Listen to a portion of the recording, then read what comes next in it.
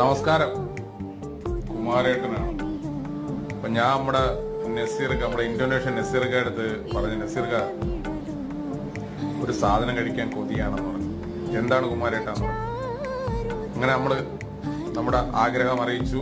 നസീർക്ക അതാണ്ടെ നല്ല മീൻ ബിരിയാണി ഉണ്ടല്ലേ, മീൻ ബിരിയാണി കഴിക്കണമെന്നൊരു ആഗ്രഹം. അങ്ങനെ നസീർക്ക മീൻ ബിരിയാണി, അതിന്റെ കൂടെ കഴിക്കാനുള്ള നാരങ്ങ പിഴിഞ്ഞതും ഐറ്റങ്ങളെല്ലാമായിട്ടാണല്ലേ എന്റെ പേര് സഹിതം എഴുതി